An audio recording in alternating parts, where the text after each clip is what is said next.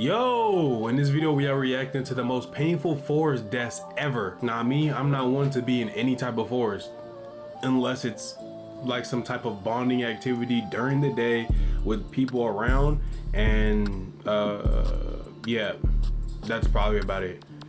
Without further ado, let's get straight into this video. If you guys can, please like, comment, share, subscribe, check out my other videos. Just see if you fuck with it. Let's get straight to it. She been comment me. Apshawa Preserve tragedy. It was a quiet Sunday afternoon in September 2014. Darsh Patel, a 22-year-old computer science student at Rutgers University, was out hiking with 4 friends. They had decided to explore the Apshawa Preserve, a densely wooded area in West Milford, New Jersey. None of them had been there before. As they followed one of the narrow trails, they spotted a black bear in the distance. It was standing still, watching them from about 100 meters away. Instead the black ones are aggressive. The group stopped to take pictures. Just like the humans. Some of them even took selfies with the bear visible in the background. But the situation changed quickly. The bear began to move toward them. At first, it was a slow approach, almost cautious. Then its behavior became more focused and direct. It wasn't running, but it wasn't stopping either. Oh, nah. They turned and ran in different directions. Darsh was last seen running down a separate path. The others lost sight of him. After reaching the edge of the preserve and realizing he hadn't made it out, they contacted the police. A search team was sent in.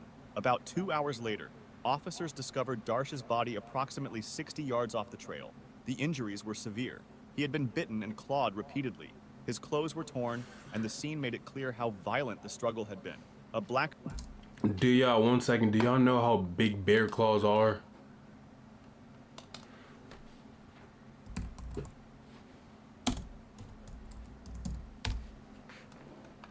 What? Bro, that's a food? I didn't know that. Like, bro, look. Look. Imagine this. Look. Imagine this going like this at you. Nah. I gotta have a weapon when I'm out there. Bear was still nearby when authorities arrived. It showed no fear of humans and didn't retreat, which not is even the highly bear unusual. spray. Officials decided the animal was too dangerous and had to be put down. Darsh's phone was found near his body. It was damaged, but several photos were recovered. Among them were images. How'd a bear get put down when it was their fault? What are y'all doing? How is it too dangerous? It's nature. It's not supposed to be on safe mode. Images of the bear, taken shortly before the attack. These photos helped investigators piece together the timeline of events. The autopsy revealed that none of the injuries were instantly fatal. Darsh had died from blood loss. He was conscious during the attack and died slowly. It was the first fatal bear attack ever recorded in New Jersey in more than 150 years. They got bears in New Jersey? Made national headlines, not only because of how tragic and brutal it was, but because it had been so clearly documented. A young man's final moments were captured through his own camera lens. Pazarjik Forest incident. On July 31st, 2017, 31-year-old Tomika Gus.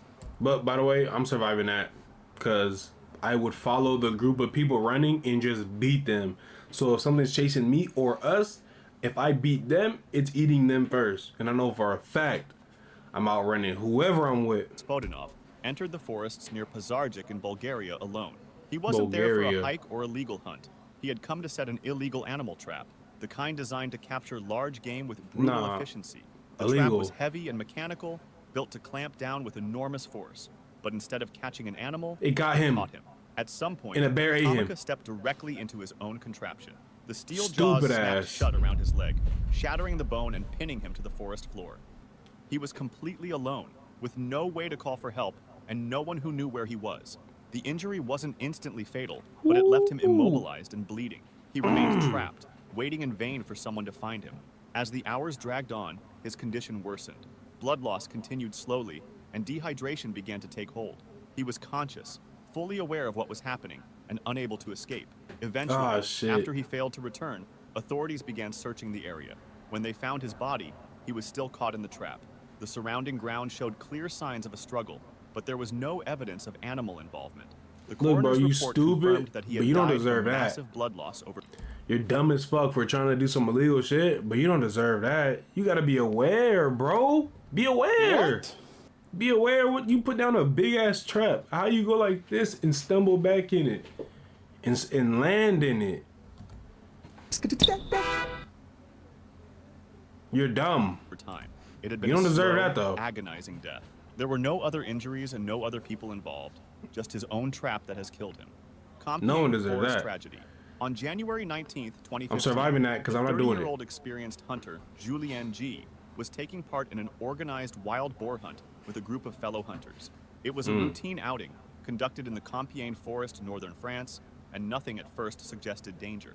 During the hunt, a large wild boar was spotted and wounded by a shot, but instead of fleeing, the injured animal turned aggressive. In a sudden burst of speed, it charged straight toward Julien. Before he could react, the boar drove one of its sharp tusks into his leg. The impact struck a major artery in his thigh. Blood loss was immediate and severe. His hunting partners rushed to help.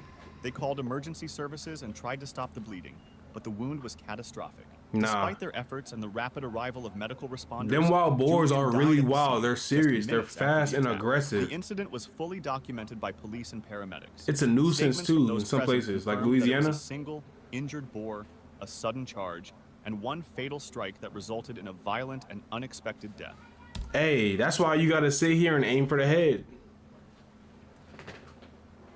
Aim for the head, bro. You have to. You aim for the stomach, you still got enough energy to come and get your ass. She. Mississippi Park Night. That would have happened to me because I'm aiming for the head. Or I'm not even going out there and putting myself in that situation. On September 6th, 2005, 30-year-old Dr. Jacqueline Yeah, Perry so and her let's husband, see. Mark Jordan, were on a canoeing trip through the remote wilderness of Mississippi Lake Provincial Park.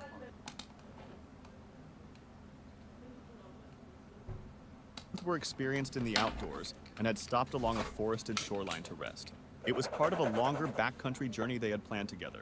While they were on land, a black bear appeared without warning. The animal was not startled them by black their ones, I'm presence. telling you. Instead, it moved So directly aggressive. toward Jacqueline and attacked.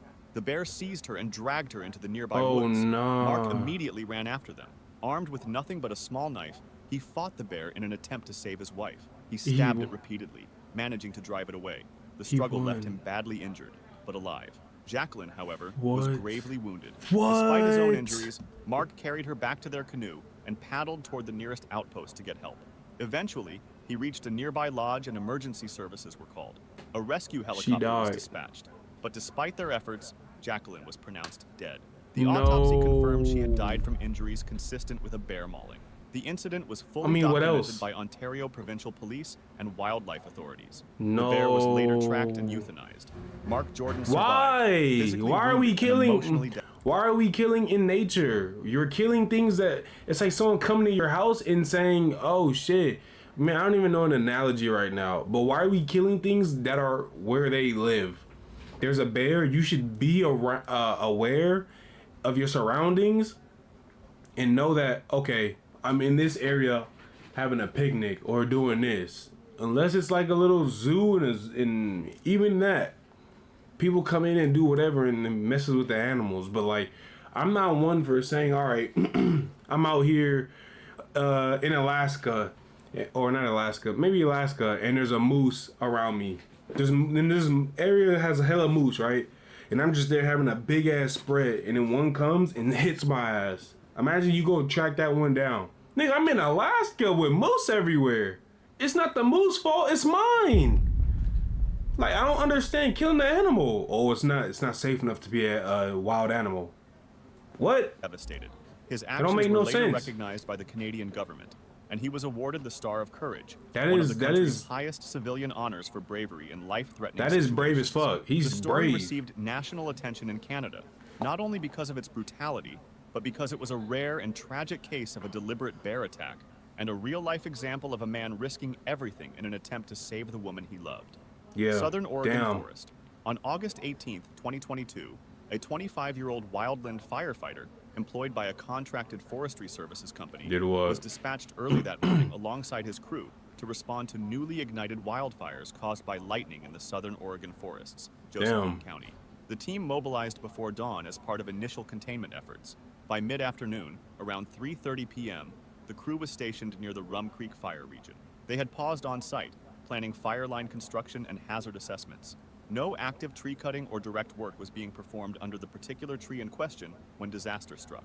A seemingly live green tree nearby unexpectedly failed.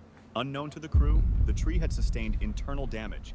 An earlier lightning strike and previous fire burns had weakened its base. Without warning, the weakened tree collapsed, striking the firefighter directly. He suffered severe trauma and was mortally wounded. Emergency responders reached the scene quickly, and he was transported to the local medical center. You would think that, okay, medical aid, get him out the tree. To his injuries shortly after. Them Oregon trees are investigation different. By OSHA and OHSU noted key contributing factors. The hazard tree appeared outwardly healthy, but harbored internal fire damage. No operational activity was ongoing. A lot of trees burn from the inside and weaken, but you can only see if you look past the bark. Tragedy. In the summer of 2019, 2 hikers were making their way along Rattlesnake Trail in the Colorado backcountry.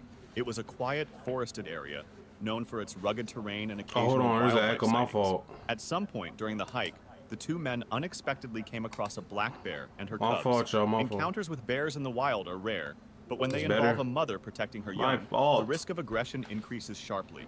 Terrified by the sudden presence of the animal, one of the hikers turned and began to run. The other, perhaps trying to follow or frozen in place, stumbled and fell. In the chaos, the bear fixated on the one who had fallen. According to wildlife forensic reports,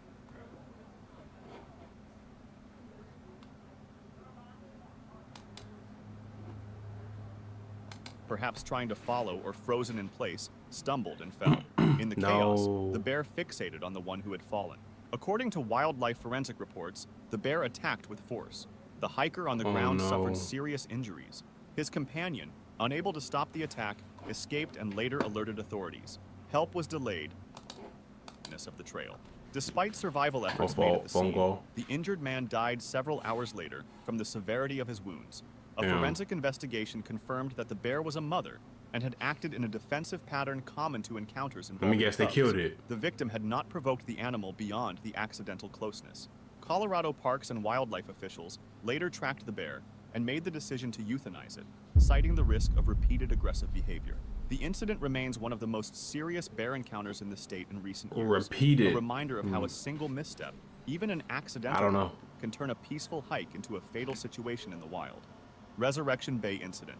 On February 6, 2003, 35-year-old Kristen Snyder, an environmental consultant from Anchorage, disappeared under distressing circumstances in the forests near Resurrection Bay, Alaska. Kristen had been participating in a multi-day personal development program run by NXIVM, an organization later investigated by federal authorities. During the training, people close to her noticed that her mental state was rapidly deteriorating. She became sleep-deprived, emotionally unstable, and at times confused. After leaving one of the sessions early, she vanished. The next day, her vehicle was found near a remote shoreline in Resurrection Bay. Inside, investigators found a notebook containing handwritten messages expressing emotional distress. A search was launched immediately. Authorities scoured the nearby waters and forested coastline, but no trace of Kristen or the kayak she was believed to have taken was ever found. Her disappearance was officially ruled as presumed voluntary, and over time, investigators concluded she had likely entered the water on her own. Although her body was never recovered, the evidence suggested a tragic outcome. The case was fully documented by state authorities, and it remains one of several incidents cited during later investigations into NXIVM's internal practices. If you enjoyed this video, subscribe for similar ones. And hey man, that was a good video, but I'm probably gonna pass a lot of these because I'm not gonna put myself in that situation, especially put myself in a situation where I'm gonna be killing myself, you know what I mean? Or if I am in that situation, I'm definitely gonna be very cautious and very aware. And it really don't matter, because no matter what happens, you're just gonna go back and kill whatever killed me. So I guess that does something right. But appreciate y'all for watching. Like, comment, share, subscribe. There'll be another video. Check out my channel. Please check out my channel. All right, see y'all, bye.